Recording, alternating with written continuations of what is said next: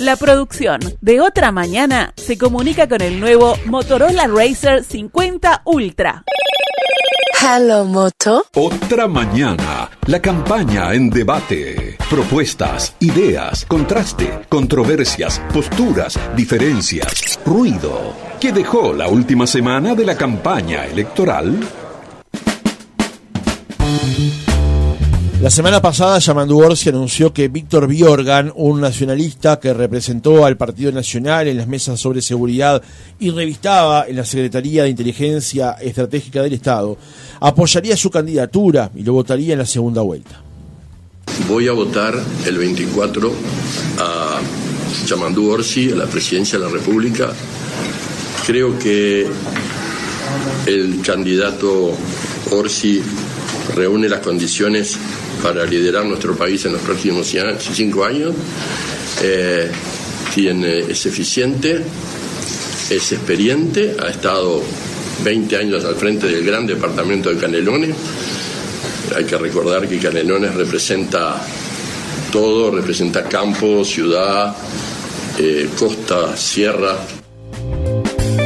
A ese anuncio se sumó esta semana el apoyo de Zaida González, una de las precandidatas coloradas en la última interna y que votó dentro de ese lema en las legislativas de octubre. Nuestro apoyo a Yamandu Orsi se debe a que está dispuesto a llevar adelante nuestras propuestas programáticas, las que en cambio no fueron recogidas en el programa de nuestro partido, a pesar de nuestros reiterados esfuerzos.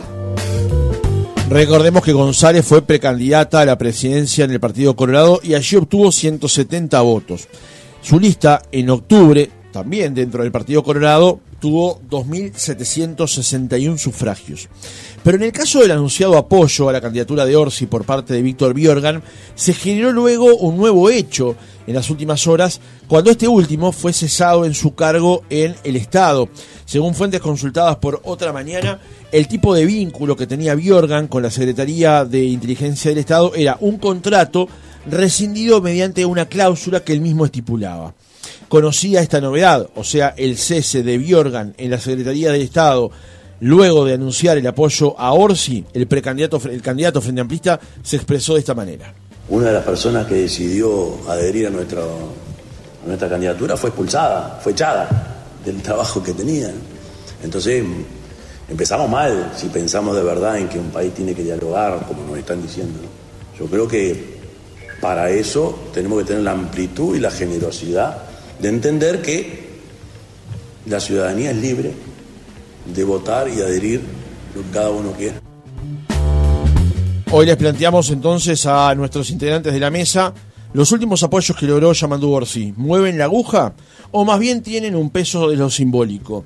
Y como ven también la remoción de Víctor Biorgan de la Secretaría de Inteligencia Estratégica del Estado luego de su anunciado apoyo a Yamandu Orsi.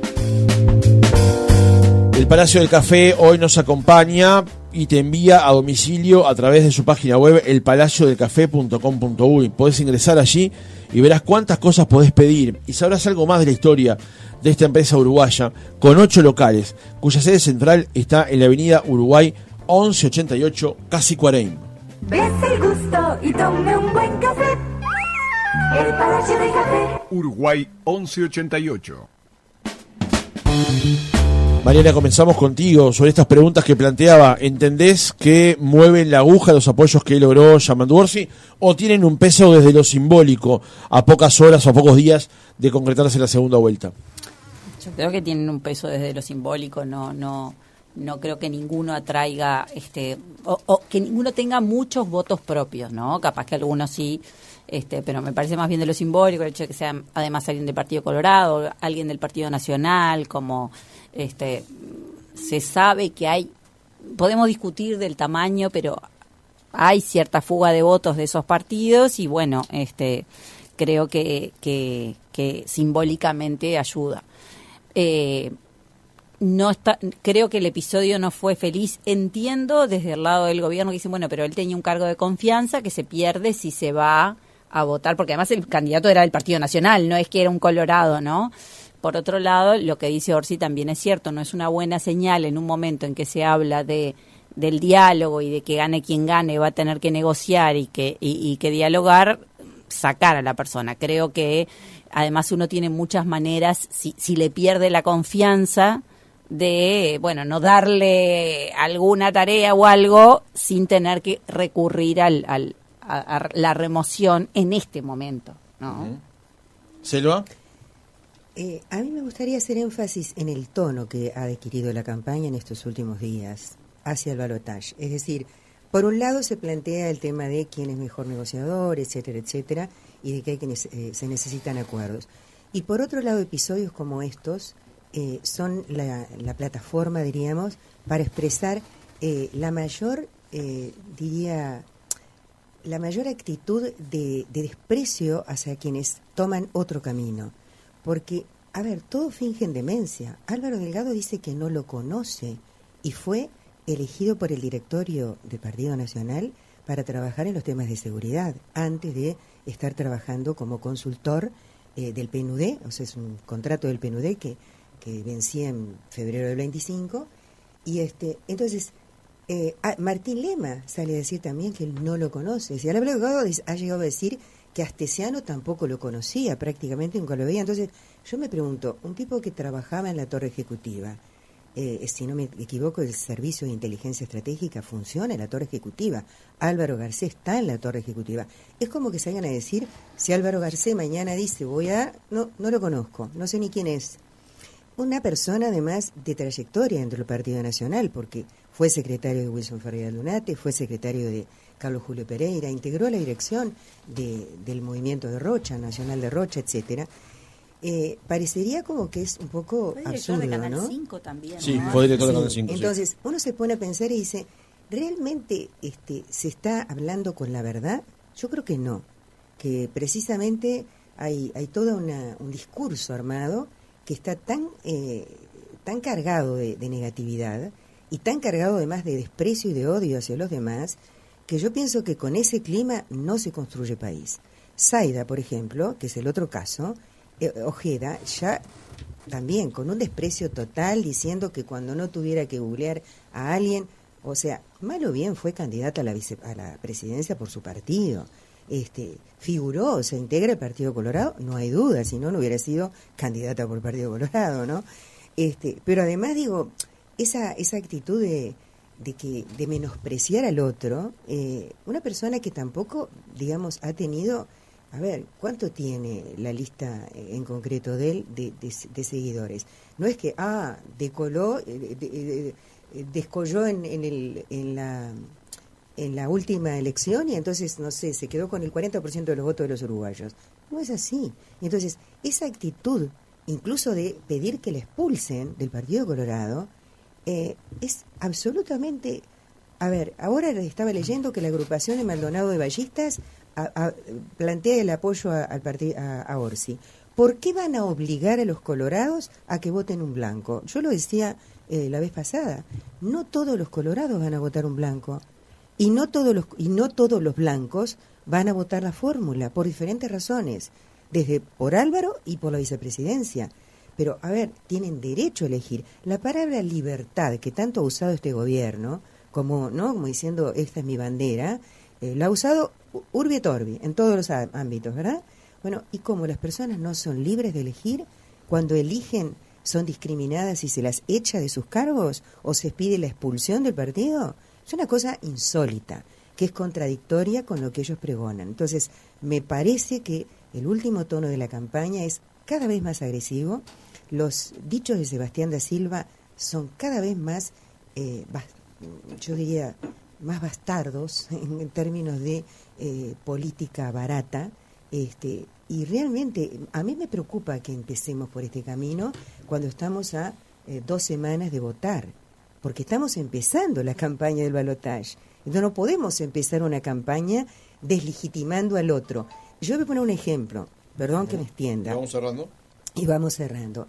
Pero cuando Bauman habla de la famosa sociedad líquida, ¿no?, que es la contemporánea, y habla del proceso de despolitización que conlleva la sociedad líquida, uno de los ingredientes y de las características de la sociedad líquida es precisamente deslegitimar al adversario. ¿Por qué? Porque los lazos son efímeros, etcétera, bueno, también las lealtades, etcétera. Entonces, se ha tratado de legitimar siempre a Orsi desde que se hizo la operación con las trans, que después fue descubierta que era falsa. Pero el proceso de legitimar al otro es muy peligroso para el Uruguay, porque cualquiera que gane tiene que construir país después. Y si el país tiene dos mitades, no puede gobernar para una mitad, tiene que construir con todo el Uruguay. Graciano. Yo creo que se está dramatizando demasiado estos hechos de estos días. Desde hace, no sé, desde que yo tengo memoria, han habido lo que podríamos llamar pases de un partido hacia el otro. El Frente Amplio se crea, entre otras cosas, con personas que salen de los partidos tradicionales, dirigentes importantes, bueno, en esa época no había Google, pero no había que googlear a Rodríguez Camuso o Alba Roballo o a Michelini para ver de dónde venían, eran figuras muy significativas de sus partidos, y así nació el Frente Amplio, con gente que vino de otros partidos. O sea, el movimiento entre partidos siempre existió, eso es una realidad, no se puede negar.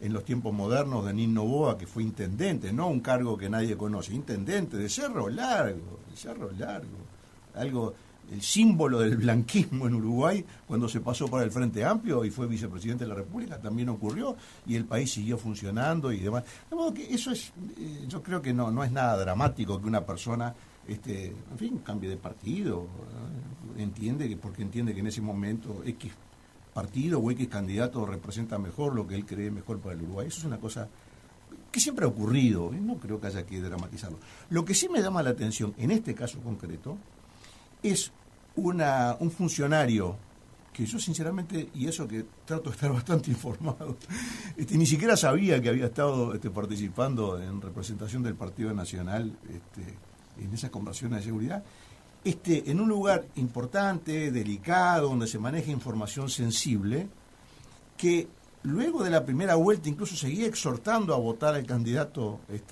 que había salido triunfador en su partido, y 10 días después cambia de partido. Entonces, eso sí que es una cosa rarísima, muy extraña. Pero no cambió de partido, él dice orgullosamente blanco. Bueno, él puede decir lo Sigo que siendo orgullosamente él puede blanco. decir lo que se le dé la gana.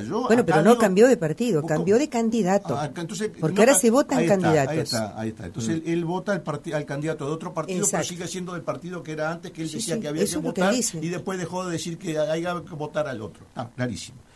Entonces, a mí lo que me llama la atención es cómo alguien llega a un cargo de esas características, un cargo discreto, un cargo, digamos que no es un cargo mediático, ¿no? Nadie que está en servicio de inteligencia anda saliendo todos los días en la radio y en la televisión opinando. El propio Garcés, que es un hombre que había llegado a ser candidato a la intendencia por el Partido Nacional, Álvaro Garcés, después que tuvo ese cargo se llamó a silencio, lo cual es lógico que así sea. Entonces, ¿quién nombró? ¿Cuál fue el respaldo político que obtuvo Biorgan para llegar a ese lugar tan importante, tan delicado, y que en 10 días resolvió apartarse digamos, renegar de la confianza que había recibido? Eso es una cosa rara. A mí lo que más me interesa de este asunto es saber quién respaldó, quién sugirió, quién recomendó a Biorgan en ese lugar. Esa para mí es la noticia. El directorio del Partido Nacional fue el que lo nombró para los temas de seguridad. El directorio. Lo que apunta Selva es quién puso a Biorgan en las conversaciones sobre seguridad que se dieron en el Ministerio del Interior. La pregunta de Graciano es quién lo puso en la Secretaría de Inteligencia Estratégica del Estado. La calle, sin lugar a duda. ¿Qué es la calle? La calle Pou, ¿quién lo va a nombrar? Pero escúchame, hay muchas personas que están en presidencia. Ahora estaba leyendo a señor Campomar, ¿no? Que está en presidencia ganando 260.000 pesos de las famosas criptomonedas. Pero no es el Ragber. No es el mismo. Bueno, no es el mismo. No. Pero esta persona ni siquiera figura en la web. No figura en la web. Estamos de acuerdo, ¿no? La portada de búsqueda hoy, por lo menos eso hoy. Quiero detenerme en una cuestión que manejó Graciano y que lo decíamos ayer también en el programa aquí, que tiene que ver con el tema de los pases, ¿no? El oyente escribe el 295, dice, claro, porque el FA trató de maravillas a Ripoll luego de que se fue. Ayer mencionábamos acá en el programa que la política también nos muestra cómo un partido reacciona a un cambio de una manera cuando es a favor y de otra manera cuando es en contra. Hay un matiz con respecto a eso. Ripoll cambió de partido. Lo que anuncia Biorga, en todo caso, o la señora Zaida González, es que apoyan a otro candidato sin renegar o sin salir del partido originalmente en el que estaban. Pero sí hay un efecto reflejo de cómo se reacciona ante una situación y ante la otra. Mariana, con respecto a esto, ¿qué opinás con respecto a esto que señalaba Graciano en particular también, con respecto a esto de los pases y la poca sorpresa que puede generar eventualmente que una persona en esta instancia elija un candidato de otro partido? Yo creo que eso es parte de la historia del Uruguay y me parece, no sé, no podemos estar discutiendo esto. Estamos eligiendo presidente. Yo creo que existió siempre, la historia del Frente Amplio se construye con escindidos, sigue habiendo en el Partido Nacional, hay gente que se ha ido del Frente Amplio, no solo Ripoll, Graciela Bianchi, hay otros que se han ido, es lo más natural. Ninguno de los dos además está dejando su partido, dice que apoya. Yo creo que se armaron un lío al cohete y todos los colorados que salen a decir que hay que echarla del partido, o sea, basta con virulencias, o sea, además alcanza con no darle más corte. Si vos no querés que alguien no le des trabajo, no le des más corte, no la incluís más, no podemos, porque esto es lo que genera los enojos que se ven en la red y las virulencias de las cosas que la gente dice. O sea, ¿te parece que no representa a nadie, que no le den más espacio en el directorio? Ya está. Ahora, hay una forma también en que esto incide en la campaña, que es cómo se lo presenta. La campaña de Orsi anunció una importante incorporación. Pero ese juego de campaña no trae grandes votos, es simbólico, está bien, pero no podemos entrar a 2 semanas de elegir presidente estas dos incorporaciones. Y no son incorporaciones, son apoyos. Adhesiones. En el interior se dan otros, hay otros políticos locales que han a uno y a otro. Entonces, yo creo que tenemos que hablar de las propuestas. Acaba de salir el Compromiso por el País 2, que se llama Compromiso País, o no me acuerdo, le cambiaron un poco. Gobernar entre todos. Orsi está haciendo propuestas. Ahí se está jugando las cosas importantes del país. Es cierto que la actitud con la que tratemos a la gente que es disidente me pronostica actitudes futuras. Entonces, por eso, creo que de los dos lados tengamos la mejor actitud. Justamente, déjense de pavadas, dejen que Biorga haga lo que haga y no le den más trabajo si no les gusta, y a la otra tampoco, pero no ayuda. ¿Selva? Bueno, yo coincido con el análisis de Mariana y digo más. O sea, también quiero aclarar que no fue la misma actitud la de Valeria Ripoll cuando se pasa hace un año al Partido Nacional que la de Biorga o la de Zaida, porque ninguno de los dos reniega de su partido. Uno dice expresamente, me sigo sintiendo orgullosamente blanco, y Zaida dice, soy vallista y los principios del vallismo siento que se reflejan en esta persona. En cambio, Valeria Ripoll se cambió de partido y todo el discurso que tenía antes, que era criticando ácidamente a Delgado, a la calle, al gobierno, a la coalición, a todos, lo dio vuelta así, patas arriba, y se dedicó a echar baldes de, no voy a decir de qué, a el Frente Amplio. Entonces, son dos actitudes diferentes. Nadie puede decir que estamos hablando de personalidades o personas iguales. Entonces, también me pregunto, ¿no? ¿Cuántos votos le llevó Valeria Ripoll al Partido Nacional, que incluso bajó su votación? Porque el porcentaje de votación en alguna medida bajó.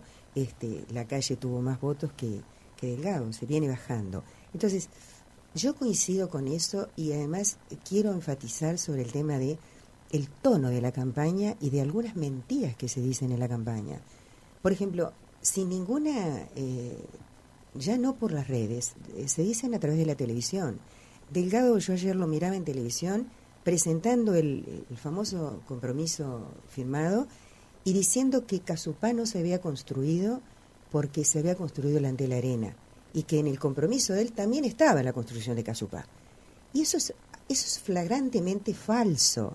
Eso hay hasta tuit de La Calle cuando asume, antes de asumir en diciembre del año 2019, donde dice, recibí la carpeta del doctor Tabaré Vázquez, vamos a considerarlo como un tema de primera importancia, y en esa carpeta estaba la concesión de un préstamo de la CAF, o sea, de la Comisión Andina, a intereses de miserables, porque son préstamos efectivamente que se hacen como el BID, préstamos con bajos intereses de evolución y con franco apoyo, diríamos, a países que lo necesitan, de 80 millones de una represa que se iba a hacer con 100.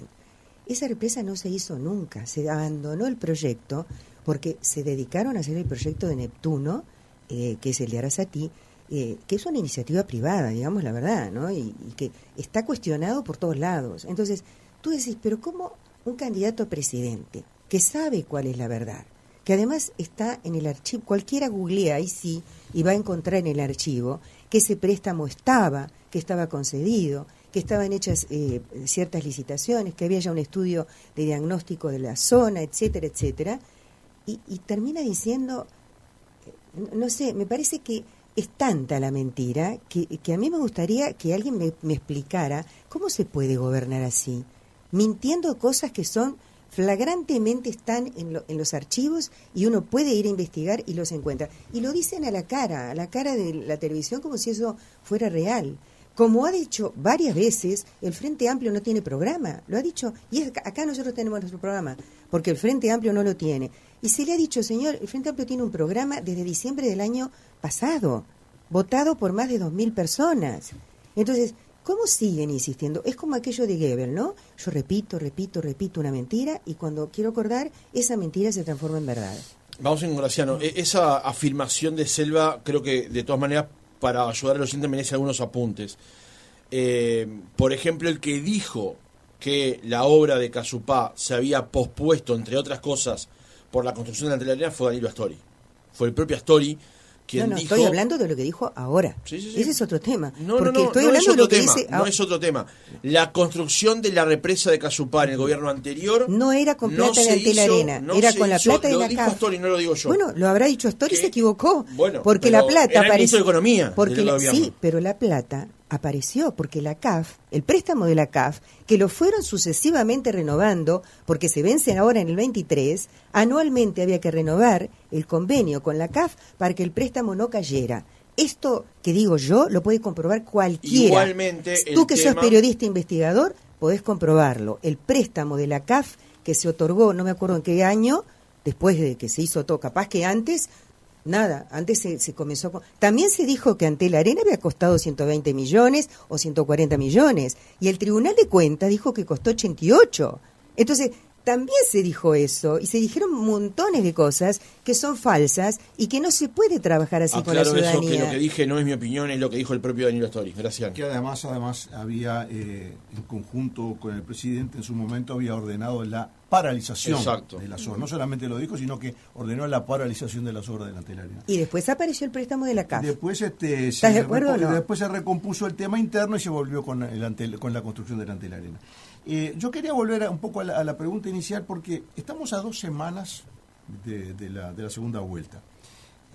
Todos esperamos, los que digamos observamos el proceso y tratamos de analizarlo, siempre estamos esperando algo que de alguna manera introduzca una cuestión nueva arriba de la mesa, que haga pensar que el rumbo que ya de alguna manera yo creo que ya está marcado en la primera vuelta se mantenga o se cambie.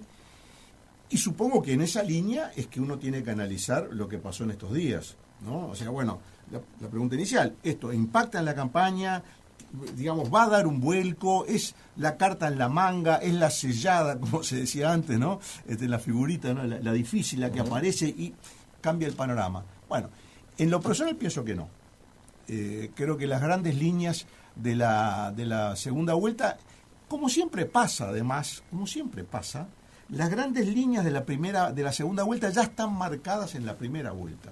Es decir, el mapa más o menos queda dibujado, salvo situaciones realmente que digamos estén fuera de la posibilidad del análisis o que uno no pueda prever.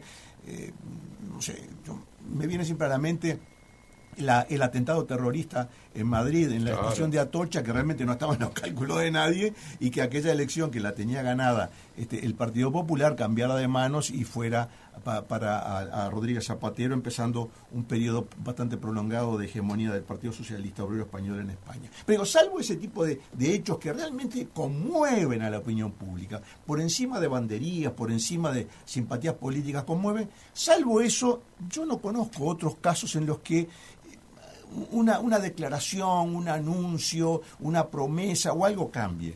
A mí me viene a la mente, por ejemplo, en Uruguay, en la época de las elecciones internas, en las primeras internas, antes de que volviera la democracia plenamente, o casi plenamente, el famoso cuento de los insuflados en el Partido Nacional, que salieron candidatos minoritarios del Partido Nacional, así, cuidado con los insuflados, que están todos dominados por los comunistas, y tengan cuidado, y ganaron igual, o sea, porque esas cosas de último momento, esos cucos no funcionan.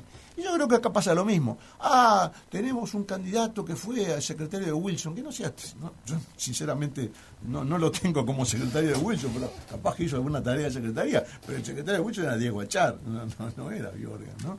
También hay que decirlo, yo no quiero entrar en esa chiquita, más o menos somos de la generación, yo conozco quienes se movían en ese ambiente, y no era así. Pero bueno, no quiero entrar en eso, porque realmente eso sí es entrar en la chiquita. Pero digo, no es un hecho que vaya a mover, y mucho menos una precandidata a la presidencia del Partido Colorado, que en la interna obtuvo 170 votos, que realmente no es una figura, digamos, de primera, ni de segunda, ni de tercera línea. Eso no va a mover la aguja. Esa guiñada al otro partido, bueno, sí es una guiñada. Che, mirá que hay algunos blancos que nos votan, mirá que hay algunos colorados que sí, puede ser. Pero realmente, incluso los que pensaron esta estrategia, y acá es una cuestión que cada uno que lo resuelva en su conciencia, los que pensaron esta estrategia, los que, digamos, entre comillas, compraron esta estrategia, ¿creen que realmente esto va a funcionar? Esa es la pregunta, ¿no? Y yo creo que cada uno tiene que contestársela en su fuero interior. ¿Realmente se creen que esto va a funcionar? Pusieron en marcha conferencias de prensa, tweets, minutos de televisión. ¿Ustedes realmente creen que esto va a cambiar el giro el rumbo de la elección? Yo personalmente pienso que no. Capaz que me equivoco, pero me parece que no. Ahora, hay una eventual derivación de este asunto, Graciano. Mariana también lo comentaba recién.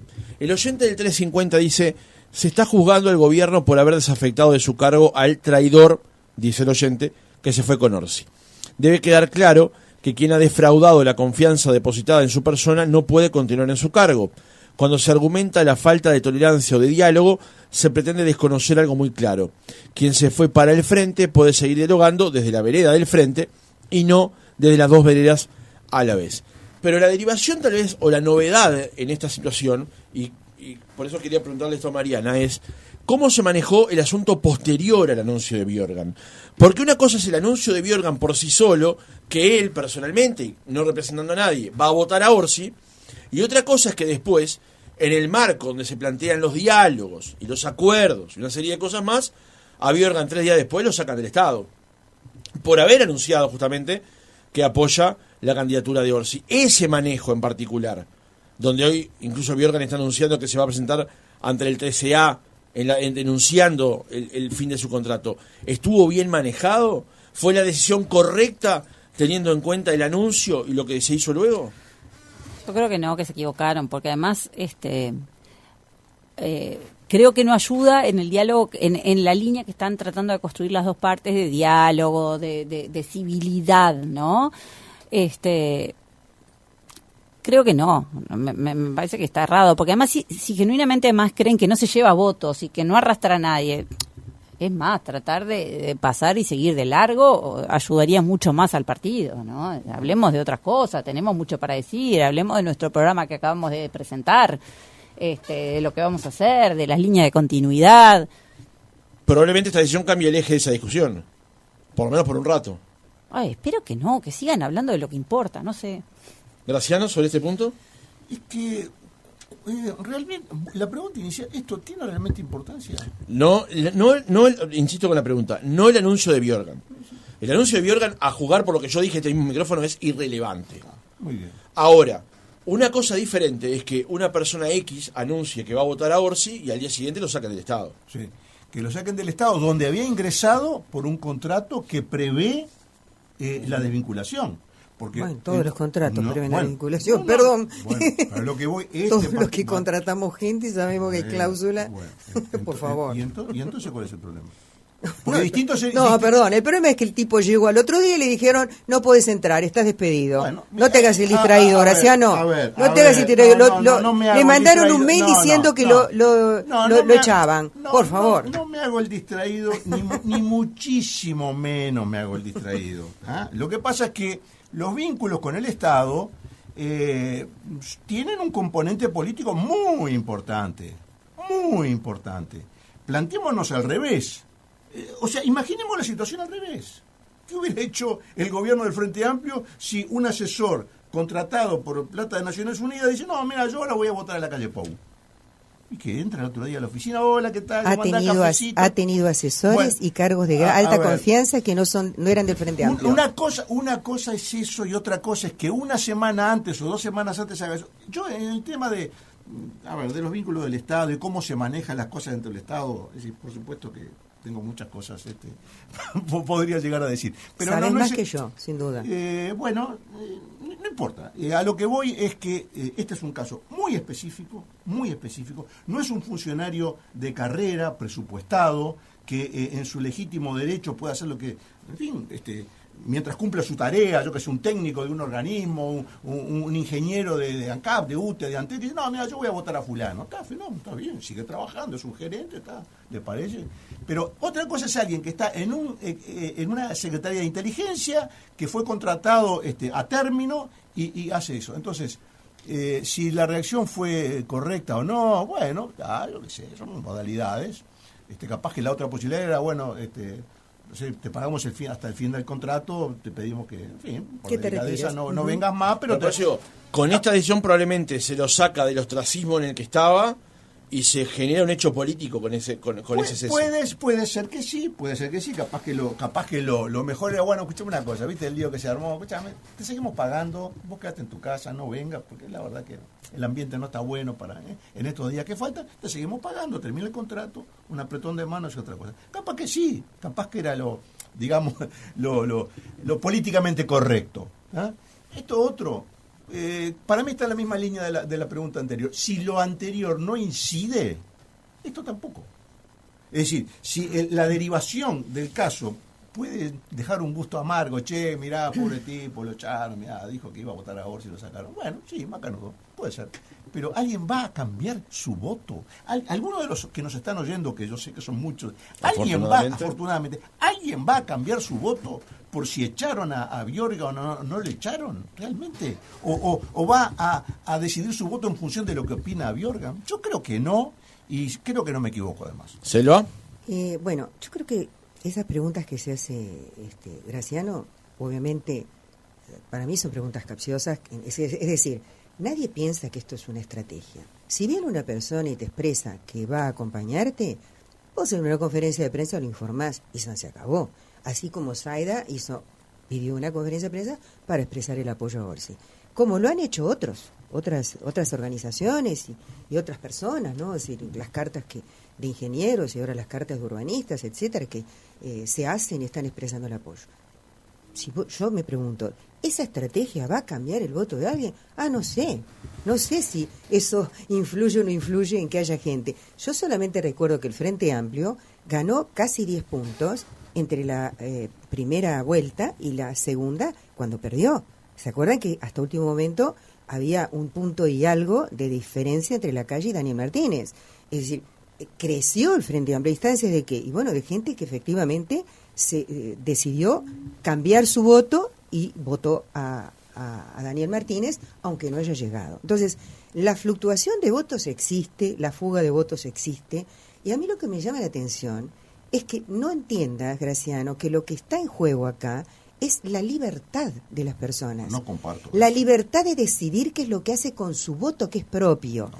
Entonces, cuando vos tomás discriminativamente, porque es una sanción, una censura a una persona, no solamente la censura porque lo echás, sino porque en el otro caso quieren echarla hasta del partido a Zaida, si vos tomás esas decisiones, cuando ni siquiera ellas ninguno de los dos ha dicho que ha abandonado su partido, sino simplemente que en esta segunda etapa van a votar a otro candidato. No está en juego la libertad. Disculpame, en el balotaje se están votando personas, se está votando nada más ni nada menos que una fórmula de presidente y vicepresidente. No nos olvidemos de eso.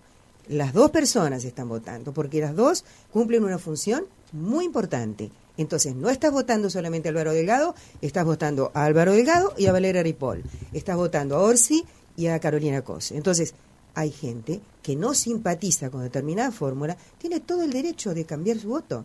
Todo el derecho. Sí, pero entonces no podés. Pero lo hacen. Pero lo que es un hecho político, y por eso te digo que creo que es un error, es haber transformado esto en un eje de discusión y en toda la andanada de adjetivaciones y desprecio y hacerse los desentendidos y que no lo conocían, que no saben ni quién es, y como, entonces si no saben quién es, ¿para qué lo pusieron ahí?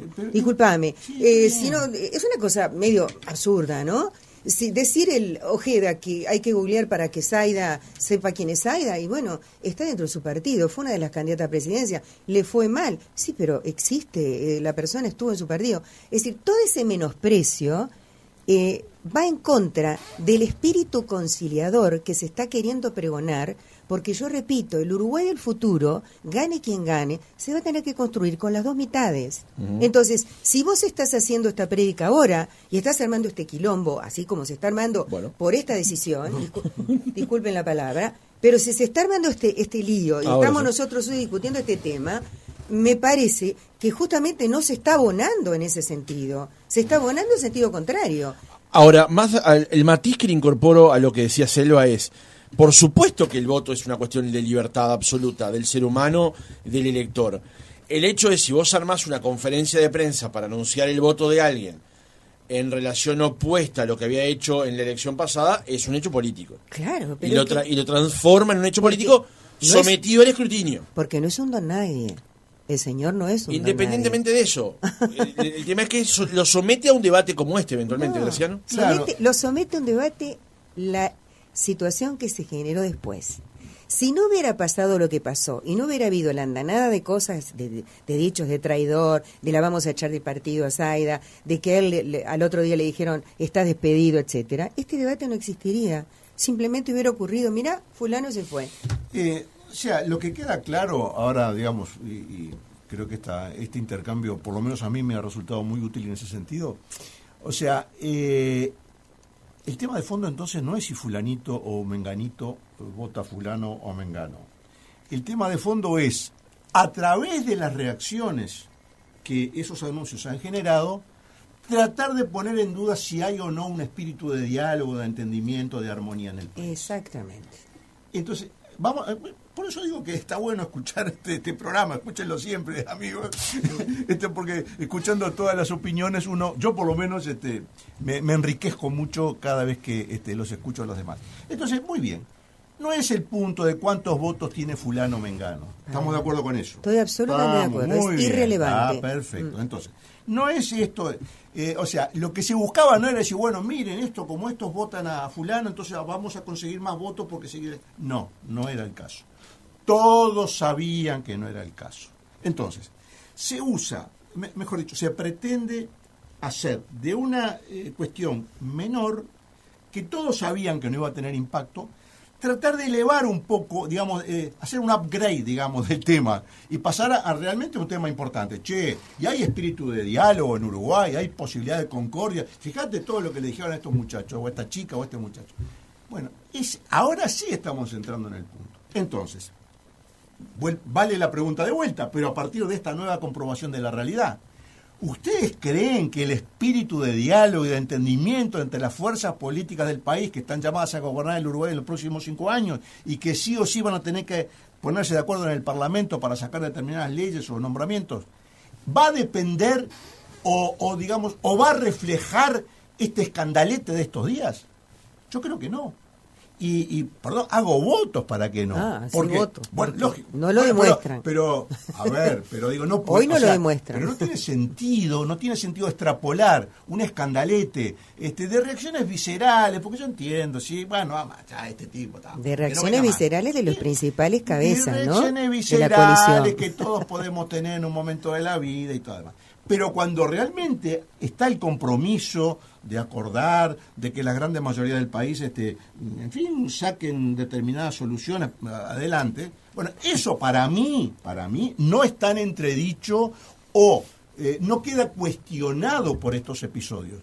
Es distinto cuando, no sé, no se me ocurre en este momento una situación que pueda, sí, temas importantes para el país, temas importantes. Imagínense cualquiera, no quiero hacer una lista así, puede quedar alguno por fuera. Pero cuando realmente hay un tema importante y las posiciones se radicalizan, uno dice, bueno, pónganse de acuerdo. Ahora, cuando es porque fulanito se fue para tal lado y menganito vino para acá, ¿eso realmente ustedes creen que eso pone en cuestión el espíritu de diálogo en el país? Yo creo que no. Mariana. No, yo sigo la línea de Graciano, me quedé pensando y escuchándolos a los dos. Y me di cuenta, a ver, ¿qué es lo simbólico que tiene esto? Yo creo que el Frente Amplio lo que trata de mostrar con esto es que se puede haber votado en octubre una cosa y ahora votar otra, porque hay gente que lo está haciendo.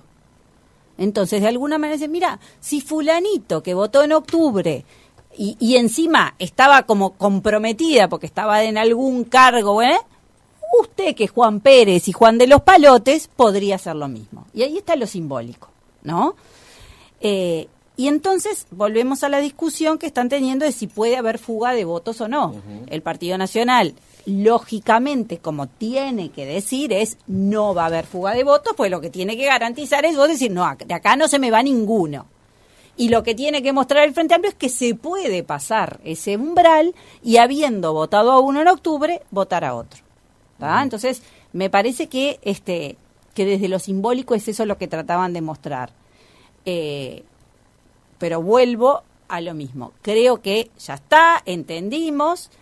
Lo del espíritu de diálogo, yo creo que no es lo mismo, pero de alguna manera la virulencia con lo que salen hace difícil después reconstruir. O sea, está claro que lo que va a pasar son otras negociaciones y otras cosas.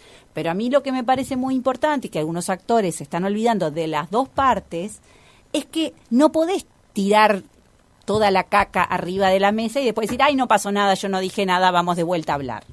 Entonces, ¿cuántas veces ha pasado eso? Bueno, pero no está bueno. Y creo que desde el otro lado tenemos que decir, si vos me dijiste todas esas disparates, no me vengas ahora a buscar. Me pasa a mí cuando, no sé, me peleo con mis hijos, me dicen un montón de cosas, mamá, dame plata. No, me acabas de decir todo lo que me dijiste, no me vengas a pedir plata. ¿No? Claro, entonces yo creo que eso es lo que importa. Tú después le das plata porque tú los querés. Porque no tengo más remedio porque se muere de hambre, pero no es el caso. Entonces yo creo que, como dice Graciano, esto no refleja lo que después se va a negociar, pero sí hace más difícil después reconstruir si quemamos todas las naves ahora. Claro. El otro día hicimos una mesa aquí con diputados jóvenes electos, Julieta Sierra del MVP, Carlos Riston del Partido Colorado. Yo lo que preguntaba es si ustedes se podían comprometer a no ir hacia un bloqueo, porque el próximo Parlamento tiene la característica de que si no hay acuerdo hay bloqueo. Y el bloqueo puede implicar que el presupuesto no se apruebe, aunque regirá el interior, que las venias no se aprueben, aunque regirán las anteriores y demás. O elecciones anticipadas. Bueno, en un caso muy más trabajo para las encuestadoras. Yo sabía que, ¿sabes qué dije? Yo digo, no, y me van a decir más trabajo para vos. No, yo vivo de otra cosa. Exactamente. Más allá de ese señalamiento, el asunto es que podemos ir de hecho a un bloqueo, sí, claro, porque nadie tiene mayoría en diputados y hay un partido que tiene mayoría. No le conviene a nadie el bloqueo. Yo creo que no. No le conviene Yo creo que no. Ahora, como antecedente para el diálogo, esto, como dice Mariana, puede marcar un punto. Uno tiene que ahora debatir con su opositor y a la vez en 5 meses sentarse a negociar, porque no va a quedar de otra. Sí. No, entonces, a los 3 días va a tener que hacer. Bueno, a los 3 días, pero me refiero a partir de que el 1 de marzo o el 2 de marzo haya un presidente en funciones. Necesariamente van a tener que dialogar. Entonces, yo me puedo oponer ahora. El señor Delgado se puede oponer al señor Orsi y viceversa. Pero en un tiempo van a tener que conversar. Pero, Francisco, hay gente que no se saluda en el Parlamento, Francisco. Es los menos. Pero, que la mayoría dialogan muy bien. Sí, ya lo sé que son los menos, pero hay senadores que no se saludan con senadores de otro partido. Pero estamos hablando de cosas más importantes, que son los que van a presidir los destinos de este país y que deben llegar a acuerdos para que se ejecuten políticas nacionales. Yo simplemente en la línea de lo que dije al principio, yo quería desdramatizar. Yo quería desdramatizar. Por supuesto que no es bueno que no se hablen, por supuesto que no es bueno. Ahora, No es bueno atacar así al otro. Es decir, la política que se está llevando a cabo en esta campaña, y no pueden decir que lo mismo hace Orsi, no pueden decir, es sistemáticamente están atacando al oponente, sistemáticamente. Mira, el primer discurso después de la elección, todos salieron a decir, como un verso bien aprendido, lo mismo. Ojeda llegó a la estupidez de decir, coparon el Parlamento los tupamaros con una T grabada en el pecho. Todos salieron a decir, el Parlamento está copado por los radicales, el Frente Amplio ya no es el Frente Amplio ni de Sereñi, ni de Astoria, etcétera.